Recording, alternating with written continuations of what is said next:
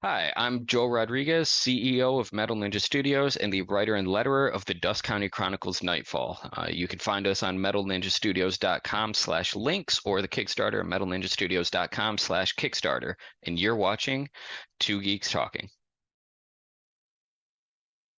Good morning, afternoon, evening, everyone. Two Geeks Talking is an entertainment industry interview show where we interview the creative people from the comic, film, TV, movie, and video game industries. And of course, I'm your host, Kurt Sasso. We're joined today by a very talented creator. He is, of course, the CEO of Metal Ninja Studios, coming to us with a brand new, not only Kickstarter campaign, but an amazing comics as well, too. We're joined by the ever-talented Joel Rodriguez. How are you doing today? Hey, I'm doing great, Kurt. Thanks for having me. It's good to have you on. I always get the occasional message from a variety of people, and of course, the podcasting and radio community is rather small in its own right. Blake, of course, from Blake's Buzz, sent me a quick message. He goes, "Hey, I got a great comic guy that really needs to be on your show. His name's Joel. He has Dusk Country Chronicles and a Kickstarter campaign. Can he come on to Two Geeks Talking?" I'm like, "Yeah, sure. Why not? Let's have some fun." So thanks so much for coming on the show. Of course, thanks for having me. And I need to be sure to let Blake know that this was his huge success because honestly, I owe a lot to him. Without his support as my marketing manager, I wouldn't be on these shows, mainly just because I don't take the time and I'm horrible with social media. So my social media presence is not there. So without having great people like Blake vouching for me and saying, no, trust me, he's a good guy, no one will know. He's done a good job, so I appreciate that. For those that don't know anything about yourself as a creative person, tell us who you are and what you're bringing to Two Geeks Talking. Oh boy, depends on how much time you have. So I started in the industry in 2019. January 2019 was when Metal Ninja Studio started, and it was basically a tax shelter for my creative ventures. I was an accountant by trade. I hated every minute of it and decided that I wanted to move into comics just to enjoy what I was doing a bit more. I wanted to start as a writer, and I wrote a short story called A Fiend in Me. And that short story was for an anthology. Basically, it was my first foray into writing comics. I submitted it to an anthology and they turned it down, said it wasn't a good fit for what they were doing. And I decided I had two options. I could either continue moving with it or I could shelve it and move on to something else. Well, I decided to continue, and that became the opening short story for the Dusk Country Chronicles, which is a horror anthology series that has 9 short stories spread between 2 issues, and each one takes a tale you know and love and throws a horror twist on it. So through that process of creating the Dusk Country Chronicles, I decided to do what I now tell people not to do, and I taught myself how to letter a comic. I did it for the same reason why everyone else does it, where they were trying to save money. Well, thousands of dollars in fonts and courses later, I have saved no money, but I did thankfully find something that I'm good at in the industry, I'm passionate about, and I really enjoyed doing it. I taught myself graphic design, both lettering and graphic design through self-guided education. No formal education, but a lot of practice, a lot of trial and error. And people started seeing the work that I was doing, and they would see the Dusk Country Chronicles and they say, oh, who letters your book? Well, I do. Oh, cool. Can you letter mine? Sure.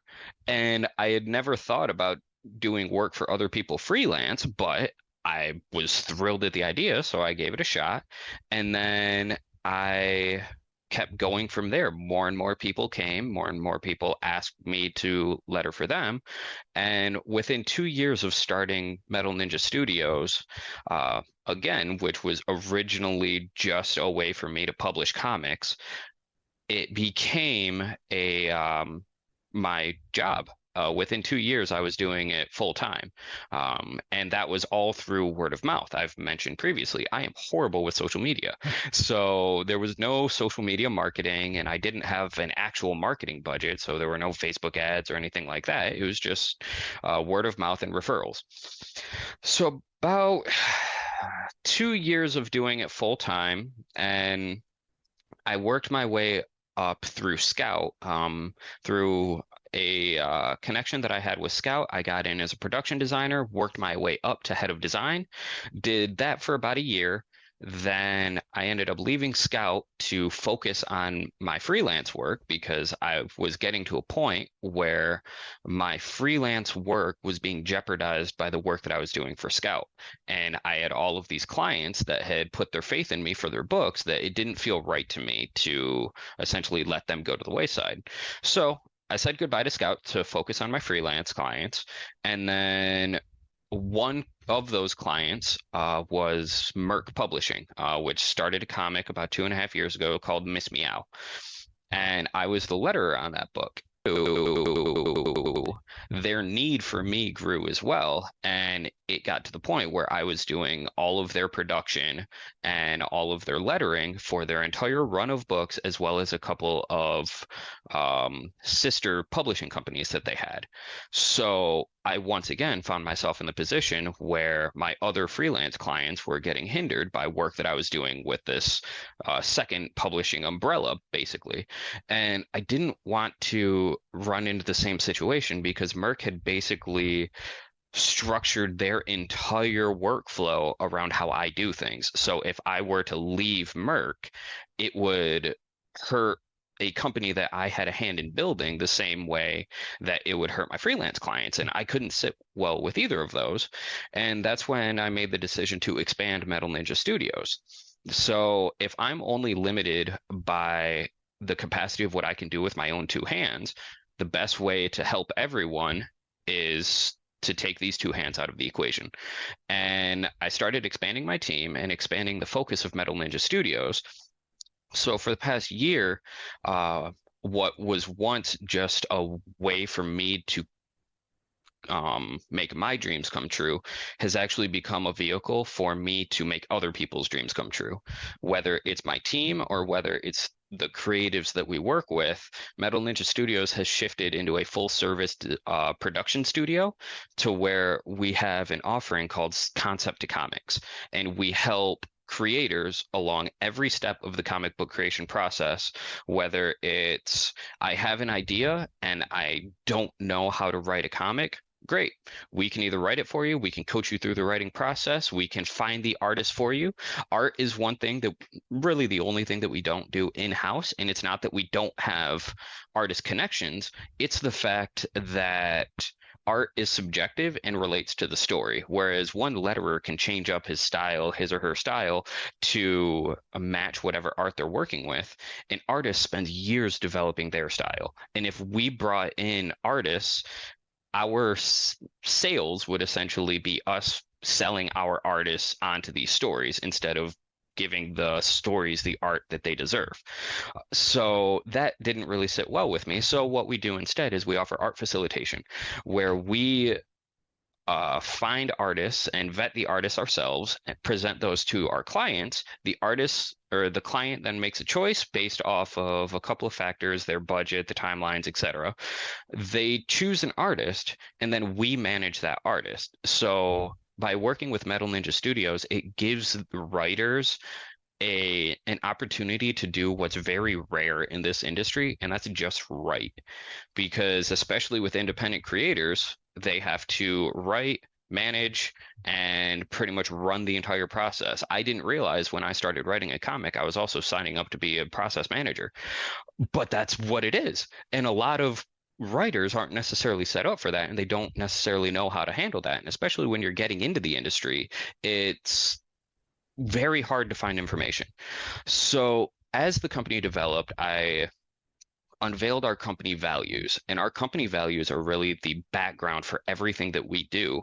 And those are service over sales, quality over quantity, and 1% better daily. And all of those are ground in lessons that I learned throughout my years in the industry.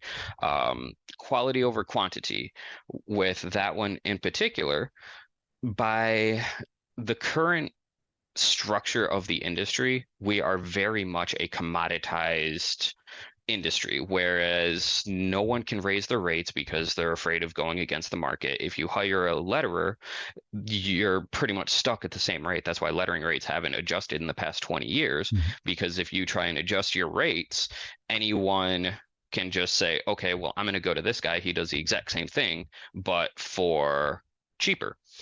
And that a race to the bottom like that only hurts the industry. It doesn't help it grow. It doesn't help anything improve, and it hurts quality, because then what you run into is letterers working on lower rates. And I use letterers because that's how I got into this, but really it translates to every step in the process. Right. But they're so focused on paying the bills, especially if you're trying to do this full time, that you have to knock out as many pages as possible because you're a slave to that page rate. And I want Metal Ninja Studios to be different. So the way that I'm structuring our offerings, the way that we're presenting ourselves to the market as a premium service offering, because everything that we do, you can find elsewhere, and you can likely find it elsewhere for cheaper. But you're not going to find it all in one spot, and you're not going to find all of the value that we provide. So that value proposition is what I'm bringing to the table with us being a premium service provider. Like Blake, we mentioned earlier, he's our marketing manager, and he does his own podcast, Blake's Buzz. We sponsor that podcast, and we use that to leverage media and marketing for our clients to help them get on podcasts and do a bunch of stuff. But I digress. I'm getting off topic. Okay. So back to the values, I want to focus on quality over quantity. So um, with Metal Ninja Studios, I don't necessarily care about bringing in as many clients as possible, because in doing that, I'm essentially feeding that same rotation. Like right now, we're actually frozen on onboarding. We are not accepting new clients. And the main reason for that is because with the rapid growth that we've had over the past year, I want to take the time to focus on the clients that we currently have, develop our systems, build everything out that we need to make sure that next year, when we open up again for our next onboarding window, we're prepared to give any new clients the custom, warm onboarding that they deserve. And that's all because I want to provide that high quality premium experience, as opposed to just rushing through as many projects as we can. And then there's 1% better daily. With that daily grind of trying to knock out as many pages, it's very easy for people in the industry, myself included. I mean, we talked about, I think it was off camera, we talked about how I don't really do anything with podcasts. I don't even listen to podcasts anymore because I'm so busy. Right. And all of that comes down to the fact that you get so stuck in the grind that you stop growing, you stop learning. And when you stop learning, you pretty much can go years with your process being the exact same and there's no improvement. Well, I am a firm believer in constant improvement. So the entire team at Metal Ninja Studios, myself included, has a requirement to do daily continued education. It can be a 5-minute video, 10 minutes, whatever it is, but we have to do something to better ourselves daily so that it compounds over time. And to that end, everyone on the team has access to Skillshare on my dime, because my main goal is to help my team achieve their dreams of working on bigger and bigger comics, and whatever their individual dreams are, just as much as I'm trying to help our creators achieve their dreams of making their books. So then the last value is service over sales. And with us offering so many different things, it would be so easy for me to just say, okay, well, you need the full service package, even though really all you need is lettering. That's not what we're trying to do. So I cater everything to the mindset of serving our customers and serving their dreams, as opposed to them serving me by just upselling whatever I think they need. Whenever we're doing whenever we're doing a pitch or anything like that, it's through a consultation to where I actually talk to them, I figure out what they need, and I figure out how we can help them. And all of that is because my goal is to, I've said it multiple times, but to help other people achieve their dreams while honestly, it has to be mutually beneficial, which is why we're a business, but it's doing it while uh, um, making sure that their dreams and their goals are the ultimate focus. Well, there's definitely a lot to definitely get into for sure, Yeah. obviously.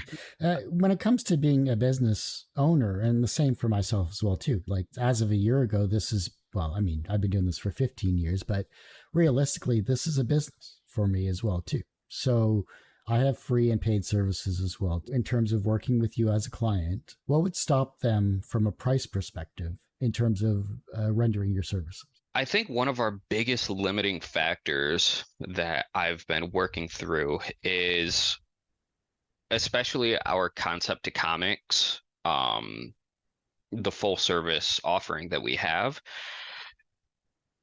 It's not an inexpensive um, offering because with that process, we are essentially managing and creating the entire comic to the extent that they need us to. And with a lot of new creators, which are the people most targeted by that type of offering, it's usually a hobby. So they're not necessarily set on making it a career. So there's the initial shock of the investment of, okay, when I do this, do I want to invest that kind of money into something that might never go anywhere? Um, so there are a couple of things that we do to kind of alleviate that and to work with them. But ultimately, that's a decision that they have to make depending on their budget. I provide as much information and as much value as I can, and that's what I try and do is add on as much free value and bonuses and things to make them feel like they're getting a bargain regardless of the actual dollar amount that's coming out, because that's what people really look for. People are much more willing to pay for something if they feel like they're getting a bargain, as opposed to you getting a bargain just because you jacked up your rates. And that's not what we do at Metal Ninja Studios. The reason that our services can be a bit more pricey is because of the value that we're constantly adding and constantly building into our services. No, that's good. I was always curious about that. As from one business owner to another, it's difficult not only approaching people, especially if you've already had an existing plan in place Yep. for a number of years, or you have a process that has always been available, and yet when you have to say cut back, or when you have to refocus your efforts in terms of survivability, as in keeping the lights on, it can Yep. be shocking to some people when they say, "Well, it was this." Originally, but now it's this. Why is that? And sometimes you can get people on the wrong side of what your intentions actually are. We have to live. Exactly. It definitely gets hard in, I don't necessarily want to say my unique position, but one thing that I think is somewhat unique about what we're doing here is we're fighting against the actual structure of an industry, Yeah. because literally everything in this industry is determined on page rates, whether it's artists, lettering, coloring, editing, it's all page rates. And it's an exchange of value that is so specific that it's become a commodity. Anyone can go to anyone else and everyone has to pretty much offer the same thing. Otherwise, like I mentioned before, it's that race to the bottom. So what we're doing in this type of bundled offering is we're not giving page rates. Or we're not charging based on page rates. It's this is the bundle cost. So then it's not only a question of, wait, you used to charge page rates, why do you not charge page rates? But it's okay, well, now how do I know I'm getting the value? So it's figuring out how to communicate that to where they still see that I have their best interests at heart. And then I'm sure as a business owner, these prices are not only to feed me, but now I have a team that I have to support too. So I have to make sure that I account for all of that. And yeah, it's definitely had some growing pains, and it's definitely a fun challenge. I enjoy it, but it's a challenge nonetheless. Yeah, it's completely understandable. Well, let's dive into, of course, the comic itself here, because I think this has been a wonderful eye-opening business discussion. I think we should have you back on later on, maybe next year or sometime, and really kind of dive into the side of the business itself and tips and tricks and how to's and all that stuff for maybe a beginning business person. Sounds like a wonderful episode, in my opinion. But Yeah, I uh, would love that. I love talking business. we'll get that scheduled in for sure. Dusk County Chronicles Nightfall number 1 through 3, The Final Nightmare, of course, is a current Kickstarter campaign. And as of Yes. this recording, whenever this does get released, it's still currently ongoing. What is that series all about? Because you kind of hinted at it, and I'm sure you have an amazing team. It's an anthology. Give us a quick rundown of that and give us some of the people that are actually attached to the series itself, because I'm always curious about the talent that's currently out there. Well, the majority of our talent for the series overall is me and Roman Gubsky, who's the series artist. One of the fun things about the original Dust County Chronicles series is although it was an anthology, it was still just the two of us. But every time there was a new short story, Roman would draw a different style. So it looked like different people were drawing it, but it was all him. That was some fun play that we got. In terms of other talent on the team, the series is edited by Andrea Molinari as well as David Byrne of Stake fame. And then we have a wide roster of cover artists that have been helping us through 5 Kickstarter campaigns. Riccardo Ficini, Ryan Kincaid, Alex Cormack, Chris Mad. The ones that are currently available with this new campaign are Joseph Schmolke, Francesca Fantini, Chris Mad, and then Roman has 2 covers. He's got the standard cover, which we call Hunted, and then he has our Kickstarter exclusive cover, which is called Eventide. That one is really fun because Metal Ninja Studios is going to be branching into Kickstarter publishing with some of our clients' books starting next year. So one of the things that we're starting with this campaign are Kickstarter exclusives, where the only way to get them is through Metal Ninja Studios Kickstarter campaigns, whether that's a current campaign or a future campaign. But with the Eventide cover, the metal version of it is actually a campaign exclusive. So the only way to get that is via this campaign. So we're kind of leveraging 2 different aspects of exclusivity there, which I think is pretty fun. And so far, people have had a pretty positive reaction to it from what I've seen. But anyway, to tell a bit more about the book, the Dust County Chronicles started as a horror anthology series, and the best way to start the pitch is to ask a simple question. Have you ever wondered what it would be like if Toy Story was a slasher? What about if Peter Pan required a sacrifice to enter Neverland? And that's the basic premise. We take tales that you know and love and throw a horror twist on them. But there's even a twist in that, in the fact that all of these short stories, although they are self-contained, each one being 4 to 7 pages, they all take place in the same geographic location, Dusk County. And that leads us to Nightfall, which I describe as the Avengers of Horror meets Cabin in the Woods. And the Avengers of Horror aspect comes down to the fact that all of the short stories from the first 2 Dust County Chronicles issues are brought together Avengers style, pulling characters and elements from each individual story to bring them together in Nightfall and this 3-issue miniseries adventure, which follows 2 women, the sister of one missing person in Dust County and the mother of another missing person. Through a series of events, these 2 women find each other and end up working together to try and find their lost loved ones. But they find that things aren't really what they seem like. For some reason, the police are severely underreporting the missing people, and they have absolutely no interest in finding those they do report on. So the police are no help. They are forced to go search on their own, and they discover that Dust County is secretly the hiding place of every nightmare you can imagine. And by the 2nd issue, it turns from an investigative search and rescue to get the hell out of Dust County as fast as you can, otherwise you won't be able to. In issue 3, we find out whether or not they make it. Wow, that's amazing. I love that twist though. That is something I never really have thought about, and I'm sure that people who have read at least issue 1 or anything like that have really followed it as the series has gone on. What's the most misunderstood aspect about the horror genre that people who don't follow it misunderstand? I would say that horror has to be gory. There are a ton of different elements of horror, things that we approach with the Dusk County Chronicles. I mean, there are the gorier elements within the series, but basically with every story, we tackle a different element of horror, whether it's psychological, whether it's body horror, whether it's trauma. We tackle all of that in the short stories, and it doesn't necessarily have to be gratuitous violence or gore for it to be horror. I mean, the gore does help, but it's not a requirement. Interesting. Then, so what type of horror do you enjoy, and what don't you enjoy?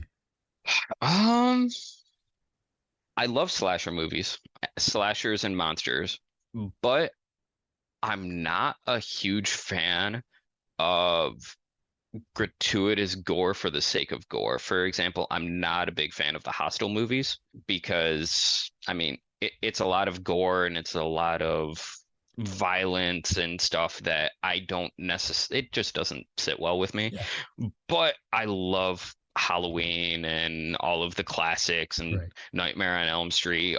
I love all of the classics, which are just as bloody. It's just not as grounded in reality, I Yeah. guess. I mean, I remember seeing, it was funny. My very first foray into horror was actually, it was Jason versus Freddy, or Freddy versus Jason, in the Yep. movie theater, actually. And I had never actually seen either Nightmare on Elm Street or Friday the 13th, the series, like any of those shows, Yep. until after I saw Freddy versus Jason, because I'm like, oh, cool, two iconic characters I know and love, but I'd never seen their original origins, you know? Yeah, I actually, the first one that I remember seeing is Freddy versus Jason. I'm sure I saw the others before, but that movie holds a special place for me because that's the first one that I actually remember. Just can't be enough. And it was just can't be enough. That was like, okay, you can suspend your disbelief, enjoy the film for the popcorn inducing Yep. enjoyment that it is, and then kind of go from there.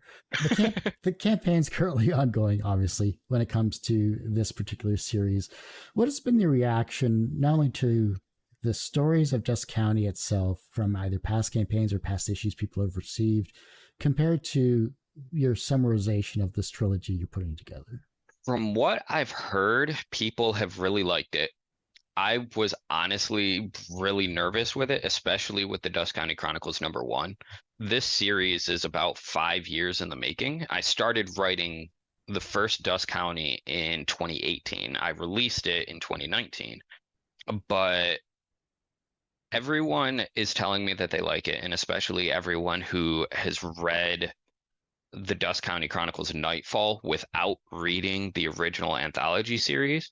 They tell me that they like it as well, which is a huge weight off of my chest because I had the hardest time figuring out how to sell Nightfall #1 because the Dust County Chronicles was a horror anthology series. So I knew my pitch exactly as I gave it. And then I had to somehow transition from, but wait, there's a story where everything comes together, but you don't get to know the whole thing, so you don't get to see how they come together.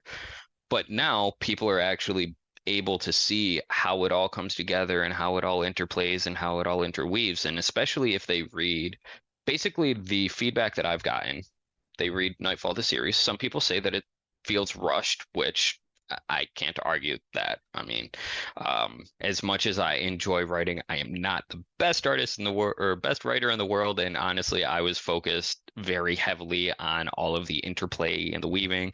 So with all of that, if it feels a little rushed, I'm sorry.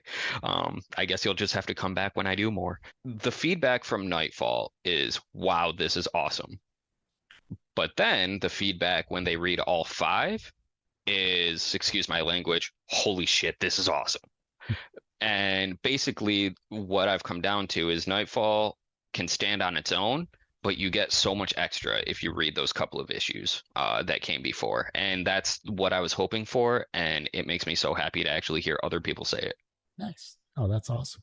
It's great seeing a journey of a character or an idea finally come to fruition, to see it in print, to physically hold it in hand and then say, I did this, I made this. You know, it's those types of Yeah. small victories that a lot of times we don't actually pay attention to because we're focused on our next goal. Yep, exactly. And I actually had to take a moment while I was lettering this issue, because I lettered the whole series, and I had to stop at a particular page. And I sent Blake a message, and it was like 11 o'clock at night. And he knows that I'm a very regimented person. Like, I'm off the computer by 8:30 because I get up at 4:30. So the fact that I was sending him a message at 11 o'clock, he says, okay, something's up. And he looks at the message, and it's me talking about how surreal it is that I just lettered this page, because it was a page near the end of Nightfall #3 that I had been building to for 5 years. And it's a specific callback to the very first issue of the Dusk Country Chronicles, my favorite panel in the entire first issue. And it was surreal that after 5 years of buildup and delays and just, I mean, the pandemic happened during all of this. The pandemic happened right after I released Nightfall #1. Mm. And I, like the whole world, I had a downward spiral in terms of my mental state during that entire time frame. And there were times where I questioned if I was ever going to finish Dusk County, just because I wasn't feeling it anymore. Like, my passion was gone. Luckily, it has since come back. A lot of factors that went into bringing everything back, but I'm full steam ahead on everything that I'm doing now. But with that, I finally got to this panel, and I lettered the panel, and it just hit me that this was 5 years in the making, questioning whether or not I was actually going to get there, how long it was going to take, if it was all going to be worth it, if it was all going to land the way that I wanted it to, if people were going to accept it, if people were going to like it. And it just hit me all at once, and I needed to tell someone, and my wife was already asleep, and I saw Blake was online, and so I said, hey. And yeah, it was crazy. And even now, thinking back, I just think of how surreal that moment was. And now when I hold it in my hands after we get it printed and actually look at the whole series, it's going to be fantastic. I'm really looking forward to it. Wow. No, that's wonderful to see. And yeah, the pandemic definitely hit a lot of people. I'm glad you bounced back and were able to finish this amazing project. You talk about lettering a lot here as well, too. And for someone that hasn't lettered, I mean, I know cursive and I know how to print. That's about all I can do in terms of my writing styles. What is the most underutilized font for lettering? And what is your favorite font to use? Ooh, that's a good question. I would say one of my favorite fonts to use is called CC Richard Starking. And it's a font from Comic Craft that's actually based off of Richard Starking's hand lettering. I'm such a huge fan of that font. I actually have it tattooed on me. That's my son's name tattooed in a word balloon, and the font we used was where is it? There it is. And the font that I used for it was actually CC Richard Starking. I learned a lot from him just through my research, so it fit. As for an underutilized font, honestly, I'm not so sure that there is an underutilized font. One thing that I see a lot of are really overutilized fonts and underutilized techniques. There's one technique in particular that I'm a huge fan of that people very rarely use. And in Illustrator, which is where I do my lettering, they have this panel called the appearance panel where you can essentially take text and put a bunch of different effects on it while leaving the text editable.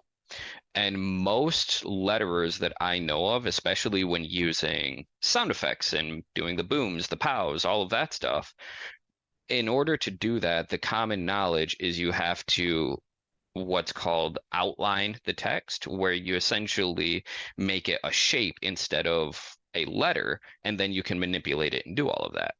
Well, I found that using this appearance panel and a couple of other tools, you're able to create those same effects while still leaving the text completely editable and adjustable. So you can take that style and repeat it throughout the process. If, say, for example, the script calls for a boom, and you do it the old way and you letter it and you make it say boom, but then the editor comes back and says, no, actually, we think it should say pow.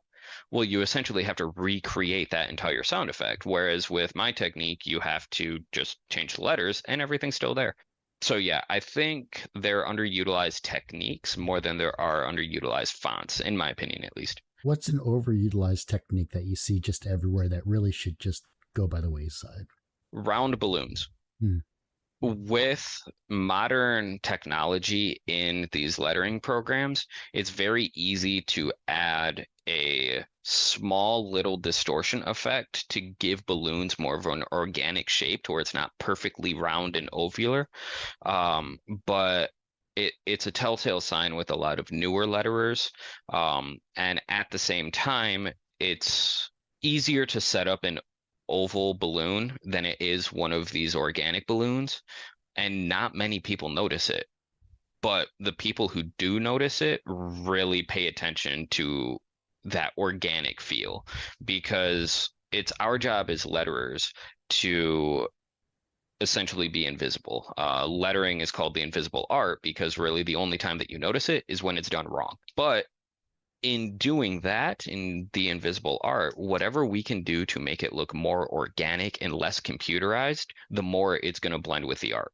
Because even if the art is drawn digitally, it's drawn digitally with a pen and paper, mostly like an iPad or something like that. It doesn't come across as computerized. So if you do that and you put all of these perfectly symmetrical, organic shape or non-organic computerized shapes on it, there's going to be some dissonance there for your readers, and they're not going to be able to explain why. It's just going to feel a little off, and it's our job to be able to explain why. And that's one thing that we can do to make it more organic and make it resonate a bit better.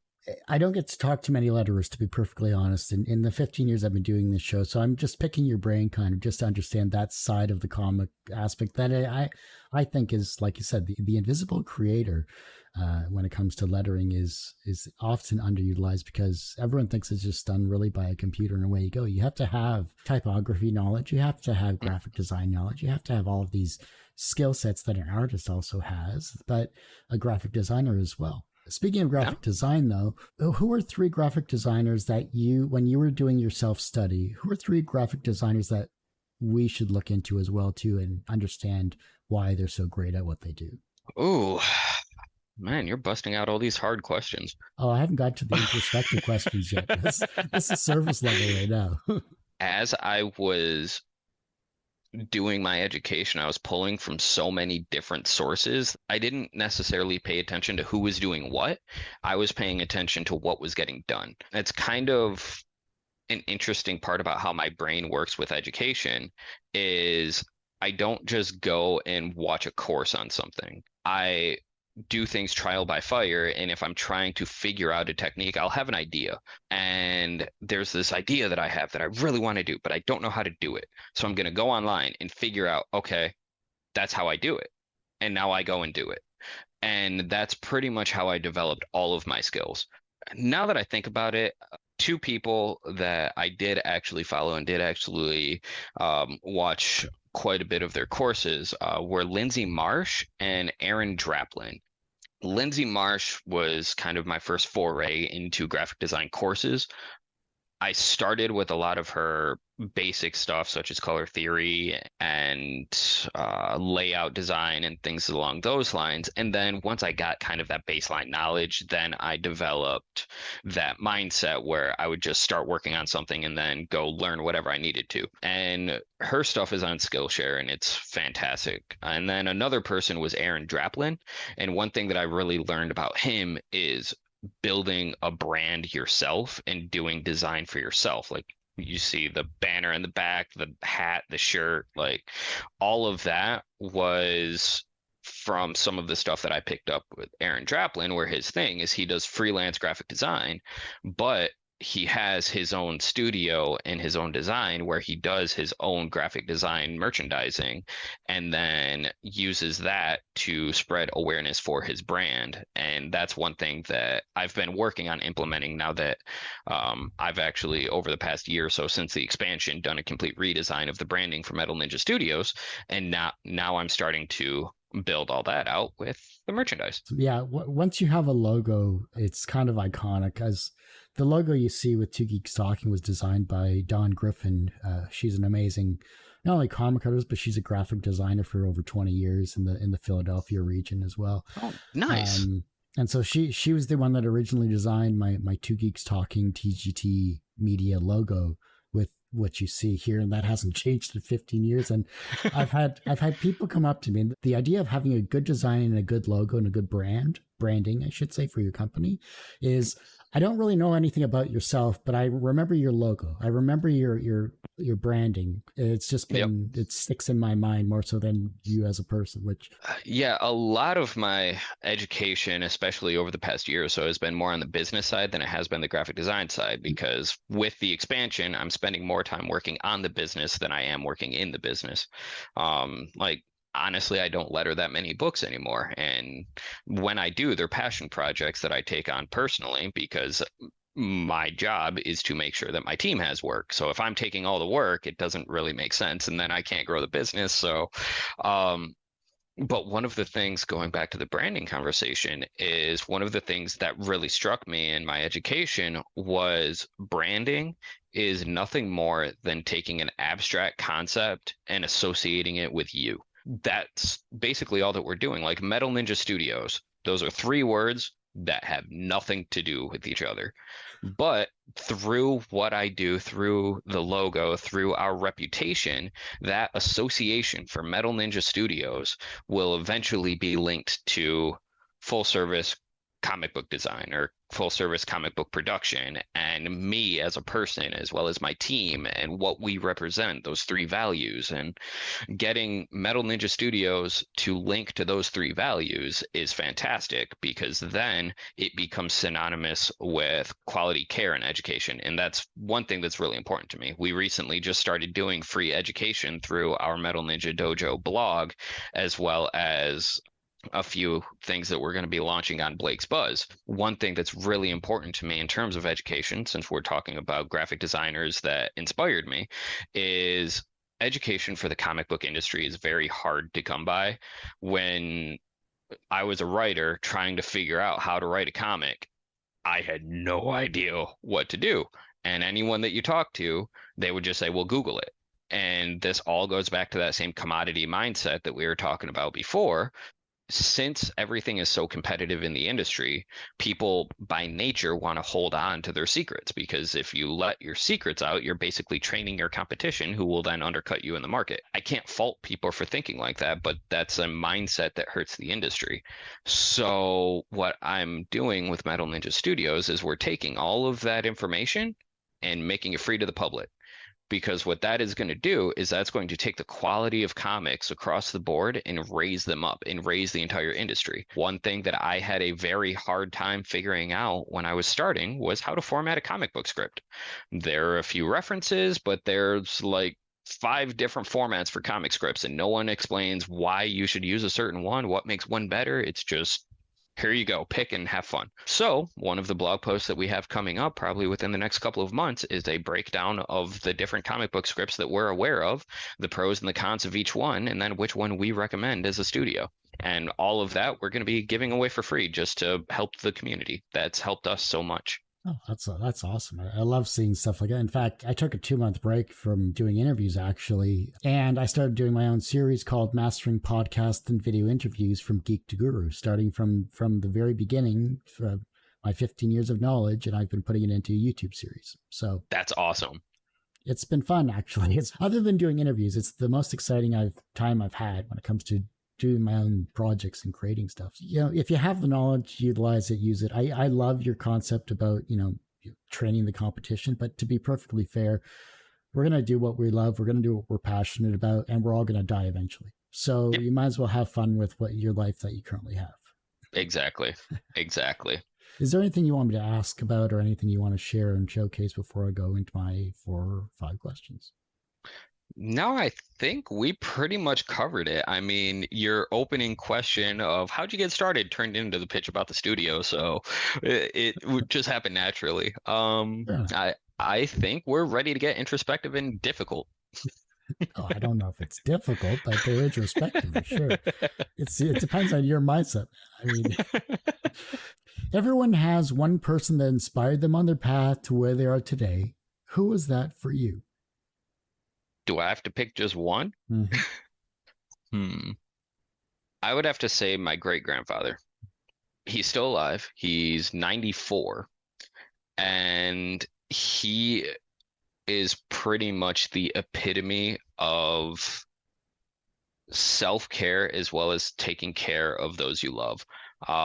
My great grandmother, before she died, she developed Alzheimer's, and she got to the point where um, she didn't remember anyone, and not even him.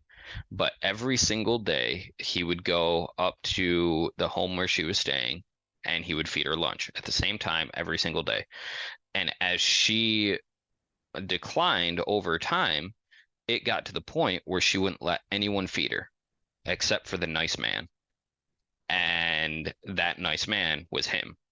So after 50 plus years of marriage, he basically became the nice man, and it was a badge of honor because even without her recognizing him, that bond that they had was still there because of the compassion and the dedication that he showed to her in the hard times. And if you can show that type of compassion in the hard times, nothing can break you. And that really stuck with me. And their 50th anniversary ring was actually the ring that I gave to my wife as her engagement ring.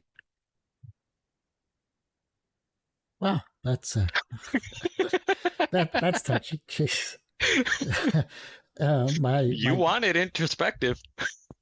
From a professional standpoint, you run a very successful studio with Metal Ninja Studios, and you gave a great breakdown early on. And I hope those that want to take advantage of your services and your knowledge base can do so at your Costa website down below. So professionally, you're successful in many different regards, especially with the comics as well.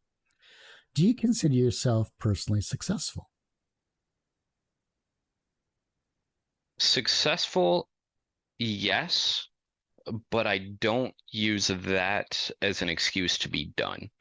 I would say yes, I would consider myself successful, but not satisfied. And a lot of people may think that's weird or potentially a bad mindset.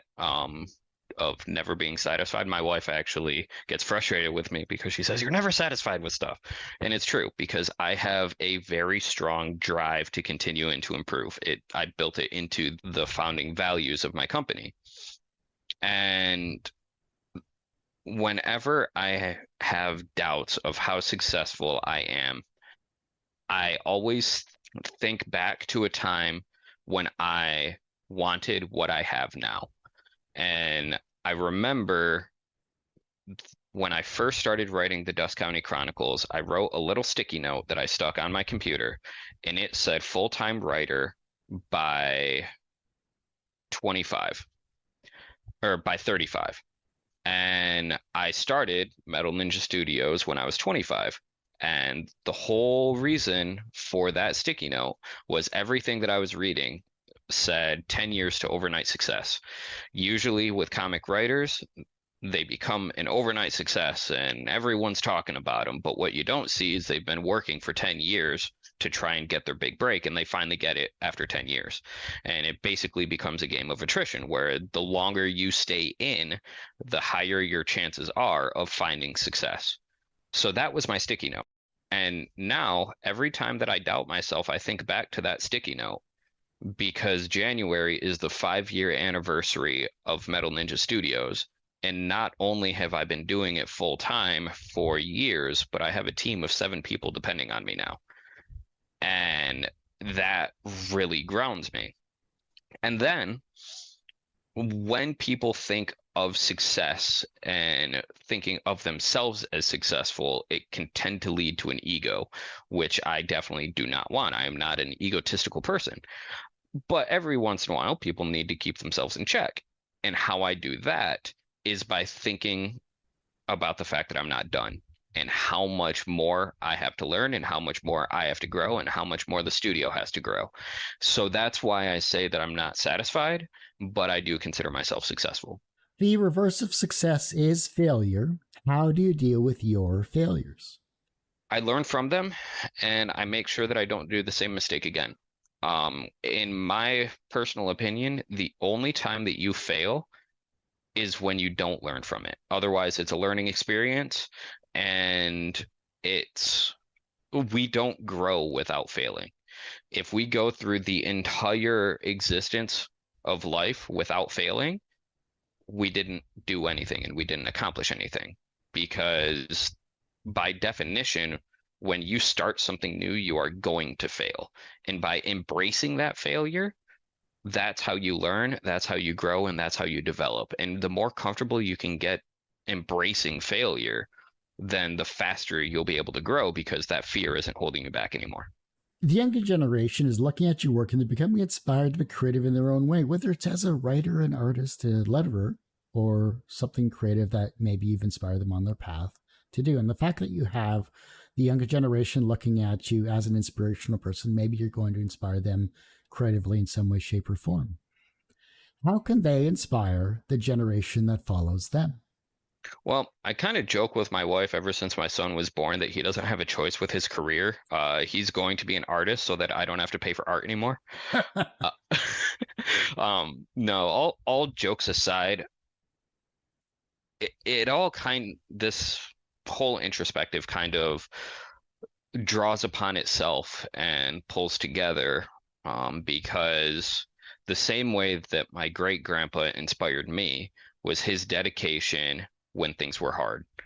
And then my success was built upon enduring during the downtimes and figuring out how to make things work when it wasn't easy. And then it seems easy because I'm horrible at social media, so I just kind of disappear for a few years and then I come back and I have this huge studio. Huge is relative, but anyway, I have a studio that's bigger than one. And it's from the outside, it can look like it just kind of came out of nowhere, but it was years of growth and development and pivots and adjustments. And then with what I'm showing my son and what hopefully he'll be able to pass on to the next generation is the real important times in life are when it's hard, because life is going to be hard either way. You can either work through the difficult times and receive a reward at the end, or you cannot work through it and it will just by nature be difficult. I mentioned, I think off stream that, or it might even be on stream, I don't remember. But I mentioned that I'm in the middle of a physical exercise challenge. And in July, Metal Ninja Studios did our first charity challenge. And during that charity challenge, we had merchandise that we sold to raise money for intracranial hypertension, which is a neurological condition that my wife was diagnosed with a few years ago. And my part of the challenge, aside from organizing it, was running a running challenge called 4x4x48, during which I ran 4 miles every 4 hours for 48 hours. It was rough and it was not easy. But the main reason why I put myself in difficult situations like that is because if I can endure those difficult situations, I know that nothing else can keep me down. And to go back to my point, if I didn't put myself in situations like that, if I didn't focus on my health the way that I do, I know from experience, because over the past year, little over a year, 15 months, I lost about 60 pounds. And that was through the work that I was putting in. And I know that before I lost that weight, it was hard. Life was hard. My mental state wasn't there and times were hard. But then throughout the past 15 months, the stuff that I put myself through was hard as well. But the result is that I feel a lot better now and I got a reward out of it. So all of that to say, it doesn't even have to do with fitness. It's the difficult aspect of it. Of by putting ourselves into difficult situations, we become accustomed to the difficulty and we learn to thrive in it. And when we can thrive, that's when we can grow and turn that difficulty into a reward and a benefit in the end. So that's what I'm hoping to pass along to my son and what I'm hoping that he'll be able to pass on to the next generation. Well, Joel, I do hate to say it, but that ends this particular episode of Two Geeks Talking. If anyone gets anything from this episode, it's going to be education, business acumen, and the fact that, sticking to what you're passionate about and surviving after all these years and not utilizing social media is the benefit to being a business owner. The key is stay away from social media. Just if you can stay away from social media, you'll be golden. But then eventually you'll have to do it, and then I find someone else to do it for me. Because if I tried to learn it now, it would just be a nightmare. Put it in one of your courses in Skillshare and learn from there. There you go. There we go. Before I let you go, where can we find you? How can we support you? Of course, where is this campaign and everything that you would like to share and showcase? So the easiest way to follow us is via metalninjastudios.com. We do have a link tree with all of our social media and active campaigns that we're associated with. That would be at metalninjastudios.com/links. And if you're looking for the Dusk Country Chronicles campaign right now, it's metalninjastudios.com/Kickstarter. Well, like I said, that ends this particular episode of Two Geeks Talk. You can, of course, find this interview and 1,000+ others on our website, tgtmedia.com or twogeekstalking.com. That's TWO, not the number 2. Of course, our podcast is back after 12 or so years. You can find that at twogeekstalking.podbean.com. But if you don't use Podbean, search on any podcast streaming service that you get your podcasts at, Two Geeks Talking. You'll find it on iTunes, Spotify, everything like that. And as I say every week, everyone has a story to tell. It's up to me to help bring that out. Thanks for listening and watching on Two Geeks Talking.